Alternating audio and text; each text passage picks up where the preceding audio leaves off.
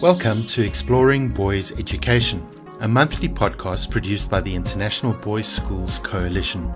I'm Bruce Collins. In a February 2022 ASCD blog post, Nicole Kohlbecker writes that building an environment where all students feel like they belong requires a system-wide commitment to diversity, equity, and inclusion. Moreover, Baruchi Kafele asserts that equity is a reflection of an educator's humanity towards the student he or she serves. He defines an equity mindset teacher as someone who utilizes a variety of appropriate instructional strategies that consider the differing academic, social, and emotional needs of each of the learners in a student-centered, culturally responsive, culturally relevant, barrier-free equity classroom, where student individuality, student cultural identity, and student voice matter exponentially. Kafele asks the following crucial questions of us as teachers. Are your students visible or invisible? Is student cultural identity accentuated or denied? And is student voice distinct or obscure? As boys' schools around the world face the challenge of sustaining authentic and significant diversity, equity, and inclusion work, Dr. Derrick Gay offers some key insights to teachers and leaders in boys' schools as they consider the best way forward for their communities. IBSC first partnered with Dr. Derrick Gay in 2020 when he contributed to some of our online programming. Dr. Gay is a diversity and inclusion strategist who consults with organizations both domestically in the USA and abroad. Over the past 23 years, he has partnered with over 500 organizations across numerous sectors to deepen D&I capacity, enhance inclusion and engagement, attract, hire and retain the best talent, and design strategy to maximize business and education goals. In his work with schools, Derrick engages with students, faculty, staff, boards, and parents. Before we explore this important conversation with Derrick Gay, IBSC Interim Executive Director Amy Ahart joins us again to highlight upcoming programs in the IBSC newsreel. Thank you, Bruce, and hello, listeners. I'm pleased to announce that we have 3 online classes coming up starting in May and July. From May 30th to June 26th, IBSC colleagues can register for our popular classes, Responsible Sexual Citizenship in Today's World, The Challenges Facing Boys, and Single Gender Education, a course for teachers new to boys' schools. In addition, we're offering Single Gender Education, a course for teachers new to boys' schools, again starting on July 11th, alongside our other flagship class, Boys and Belonging, creating inclusive and affirming schools for boys. Get more information and register for these classes on the IBSC website. We're also looking forward to being together at the 2022 IBSC Annual Conference. This year's event will be hosted by St. Mark's School of Texas from June 26th through 29th in Dallas. Together, we'll explore the theme, The Path to Manhood, as we celebrate gathering in person again. Get the latest details on the schedule, speakers, workshops, and special events of this invaluable networking and professional development opportunity on the IBSC website. We hope you'll join us. Today, we look forward to hearing from Dr. Derrick Gay. Dr. Gay has contributed to a number of IBSC programs on the topics of diversity, equity, and inclusion.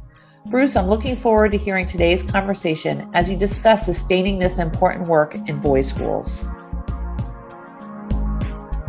Derrick, it's really wonderful to be speaking to you again and also to welcome you to Exploring Boys Education.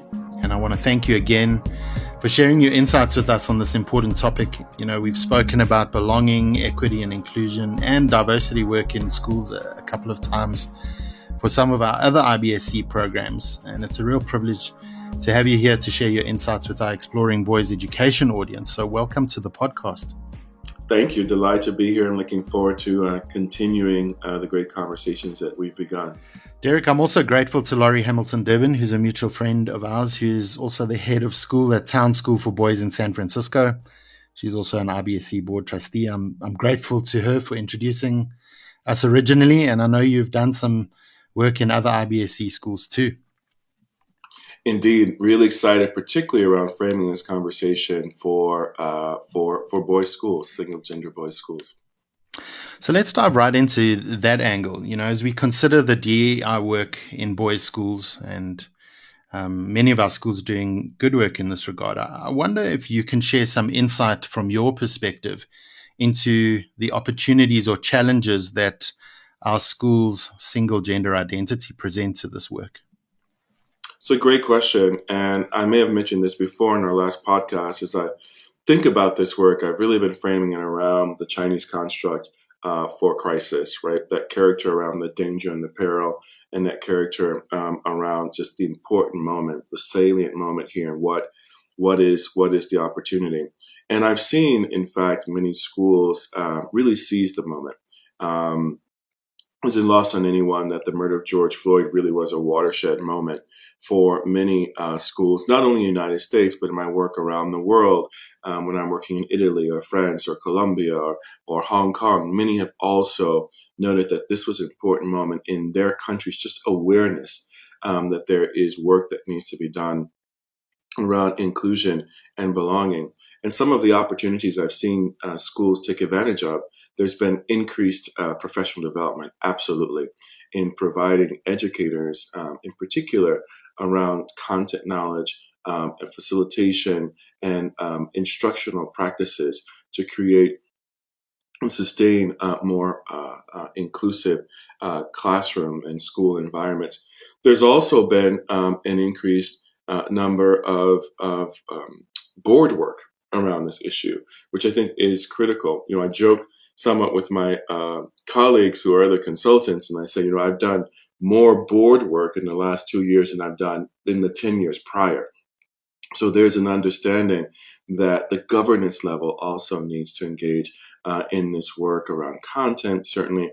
Also depoliticizing the issue, which gets into one of the challenges. So this isn't a progressive issue. This isn't a conservative issue. This is an issue around really centering the lives of our students and thinking about the knowledge, skills, and competencies they will require to foster an inclusive learning environment. And also when they leave our schools and they go on to university and their vocations and the like, all of our schools have a commitment to informed citizenship.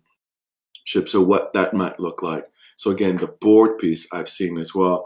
I've seen another opportunity. I've seen many schools providing that critical parent education as well. So while we were providing professional development for our faculty and staff, senior administration certainly engaging us with the board, we saw a piece that was missing was the parent education, are critical partners in this work. So schools have been, again, thoughtfully reaching out to parents to frame the issue, to provide research around what we know from child psychology, what students actually understand about themselves and what they actually understand about others as we get into that idea of what is developmentally appropriate.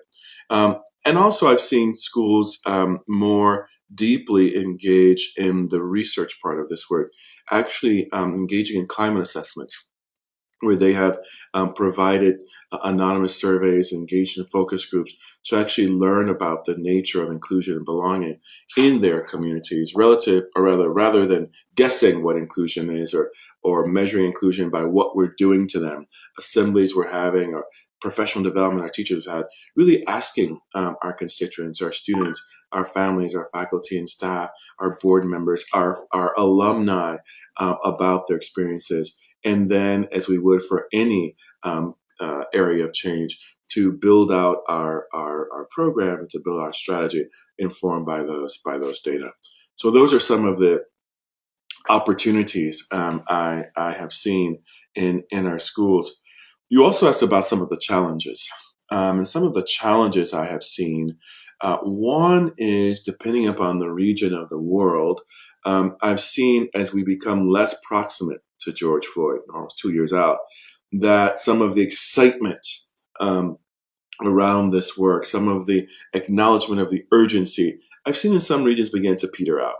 I've also seen this work, unfortunately, become politicized in ways that it shouldn't be. And so we've seen resistance to the work as people have understood it as being antithetical to either their political ideologies or antithetical to their value system. This idea of inclusion is being viewed as antithetical to value system. I've also seen it being politicized in a way where even schools unknowingly have used terms that are inherently political to frame this work in a way that I found has been polarizing. So I think the communication strategy could have been a bit more mindful and thoughtful around the work. So those are some of the key challenges that I've seen as well. Picking up on some of those challenges, Derrick, you've mentioned, and it's our experience too, that in some parts of the world, it seems like leaders and educators are caught in between the important work that needs to be done and this resistance you spoke of from certain sectors of their communities. I wonder if you could elaborate a little bit more just in terms of your experience of this. Is why is there so much resistance in certain communities to this work in our schools? First, I believe, and I have a TEDx talk where I talk about this, often the word diversity becomes political in as much as there are just different understandings of the definition of diversity, who's included in diversity, who benefits from diversity, and who many people feel as if their background, their identity, their perspectives are not welcome in the diversity space. And so often I see that diversity is often serving as a proxy for historically marginalized groups, be that around race, be that around gender, be that around sexual orientation, be that around socioeconomics, in ways that people who are part of dominant groups don't feel as if they're included by the construct. So even by the framing, often you get some type of resistance. The other pieces I mentioned is that many feel that it's inherently political. That words such as anti-racism, words such as social justice, words such as equity are often viewed as antithetical to things such as character, for example, or to hard work, or to equality, right? Or just people having various levels of awareness, right? This idea that most people would espouse that they believe that all people should be treated equally. Most people, irrespective of their political ideology or their backgrounds, usually would say something like that. However, the degree to which people are aware that individuals are having different experiences informed by who they are, that's when we start having different understandings. And that's how this conversation often begins to devolve in ways that aren't constructive. It's almost to me like there's this polarized conversation where you have the extremes and people in the middle get sort of lost. They're wanting to do the work, but they're getting lost. Absolutely. I was speaking last week. I had the great fortune of being on site, which was terrific, in Brazil with the AMISA organization looking at the American schools in South America. And I spoke immediately about what you said, this idea of the polarization even around this work. I often hear people say, well, we need to highlight only our similarities. Almost mutually exclusive to our differences. But I've also heard many people with the best of intentions say, we're all different, and we have to highlight only how we're all different without also recognizing that there are similarities across individuals. So a balanced, I think, calibrated approach is important. So what then, Derrick, would your advice be to school leaders who are navigating this space and educators too who are at the coalface as they are facing this kind of resistance to the work they are attempting to do? How, I suppose it's not easy to overcome, but how might they go about framing this in a way that they can continue the work? First, I would have some essential questions that I would offer leaders as they begin to deepen their engagement in this work. One is just even around the framing. And I often, when I'm working with international schools and international organizations and businesses, I often ask, how does the word diversity actually resonate in your school? Because often what I found is, particularly in international schools outside of the United States, it's viewed as this U.S. imposition that doesn't necessarily resonate with an international community, where international schools will will proudly share with me the number of languages that they speak or the number of nationalities that they have. And they will say, this diversity thing isn't for us because we're an international community. So I think taking stock of actually how does the word diversity resonate? And if it doesn't resonate, perhaps choosing another word, perhaps thinking about inclusion, perhaps thinking about belonging, perhaps thinking about intercultural competency. This idea that folks from different backgrounds and nationalities and religions and the like will need to come together in a meaningful way around inclusion and belonging and around some of these things I know that all schools purport as being important around character, around citizenship and the like. The second question I would offer to leaders is to explore, as they ground this work, what are the shared values that all community members appreciate? And that this work has to be grounded in that. So if you ground this work in anti-racism, is that something that's understood by the community? Is that something that's valued by the community? Another question would be, is belonging valued in your school? Most people will say yes. So if I frame this around belonging, and I frame this around our community, and I frame this around our interconnectedness, and we realize that certain members of our community are not feeling included, that provides a different entry point for this conversation. I think also it's important for schools to articulate the why. And often I find that leaders move forward with this with an assumption that everyone is on board, everyone understands how they benefit personally. So with your community, to articulate the why you're engaging in this work and how specifically this aligns with your mission would be important. And then I think the other piece is, as we think about change management, is that we need to expect that there's going to be resistance. There's always some form of resistance. And there's resistance because people care. So then how do you address the resistance in a way that acknowledges and affirms people's right to question and right to disagree, but ultimately whether they are agree with the final direction of the school, that they have felt that they've had voice in the process, and the school also has created an argument where this aligns explicitly with the mission of the school, I think would be super important. Suppose, Derrick, part of sustaining this work is moving from having conversations, which are obviously very important, and talking about frameworks, to the actual practice of belonging and equity in schools.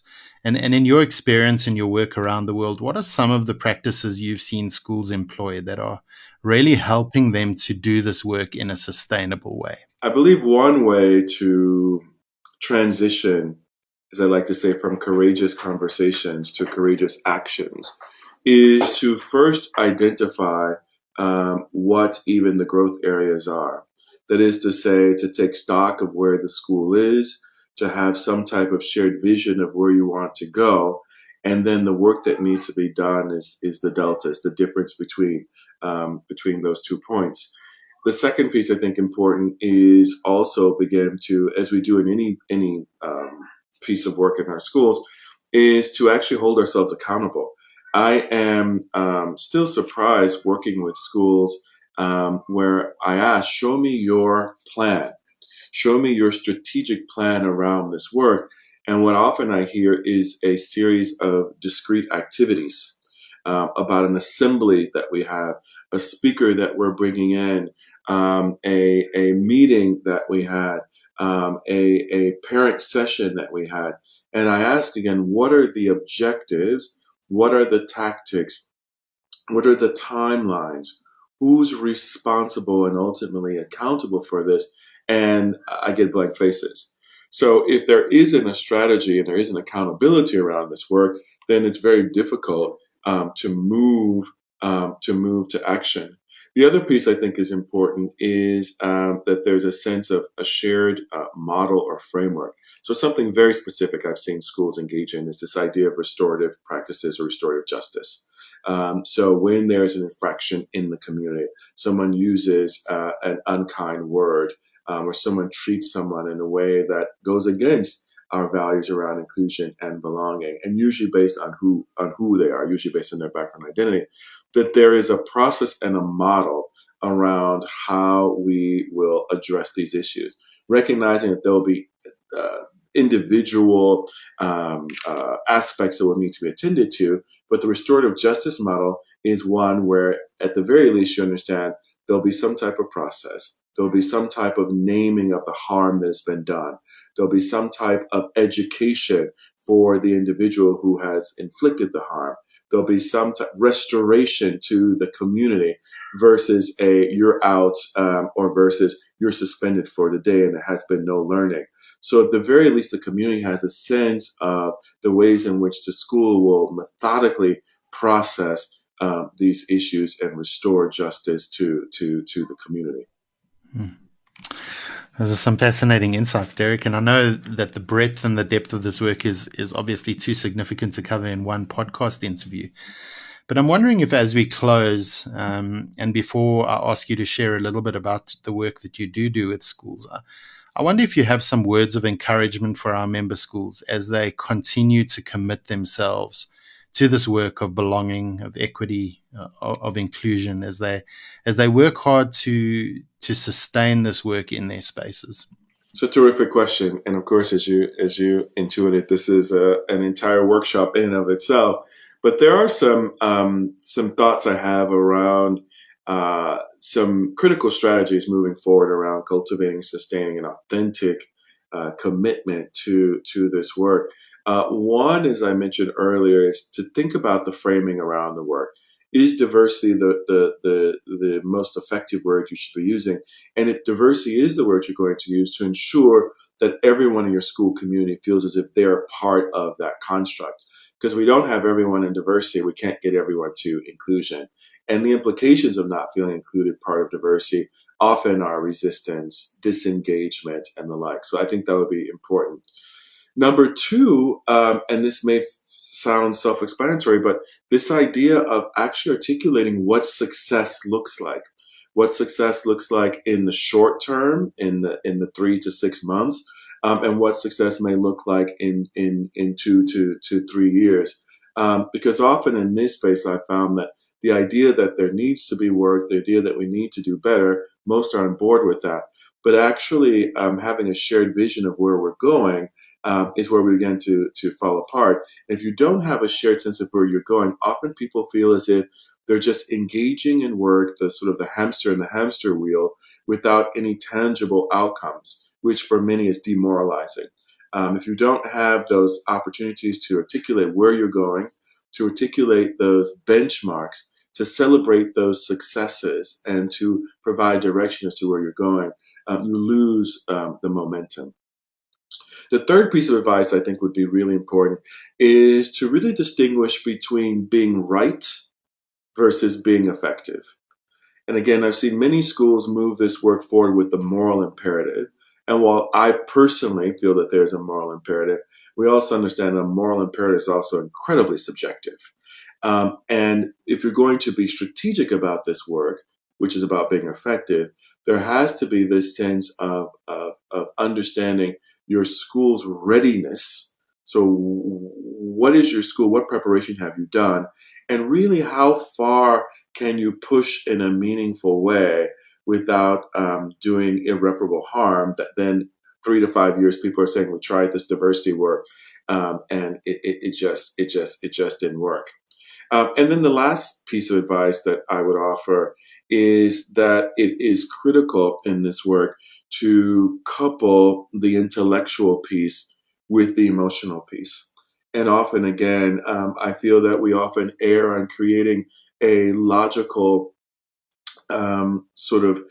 intellectual argument around this work when we know that what compels people into action is really the emotional piece.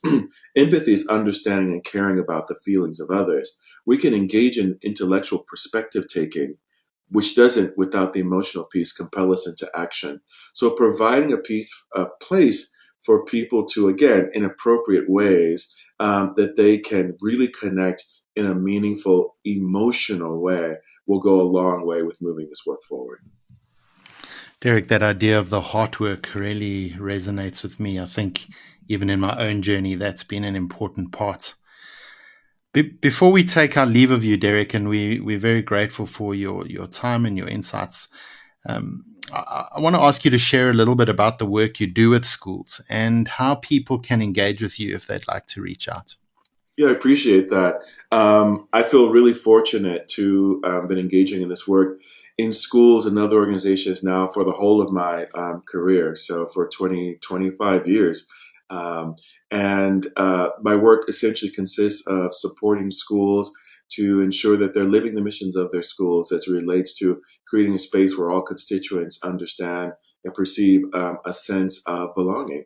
And that work takes many forms, from professional development with faculty and staff to student assemblies to looking at strategy with senior administration, working with governance, working with parents. As someone who lived and worked in schools my entire life, all of these elements, strategical and tactical elements and education elements around diversity are part of my wheelhouse. And I feel incredibly fortunate that my passion is also my vocation. So. And people can get hold of you through your website? Absolutely, through my website, derrickgay.com. Derrick, once again, every time we connect and have an opportunity to speak, I'm challenged, and I know that our audience is going to relish the opportunity to listen to the insights that you have shared. So I know we've had a brief time together today, but I think there's been a rich and deep conversation about this work, and really just appreciate your time. So thank you for being on Exploring Boys Education. Thanks so much, Bruce, and looking forward to the next opportunity to engage. I appreciate these sessions as well because it provides an opportunity for me to synthesize the work that I'm engaging in across countries and across schools in ways that allows me to better process. So I always say I get just as much or more from these conversations than perhaps you and the member schools. So thank you so much for the invitation. We truly hope that this conversation has been of value to you as you consider your own journey as a teacher or leader and that of your school. Please remember that IBSC is here to support your work with boys. Don't hesitate to reach out to us at any time.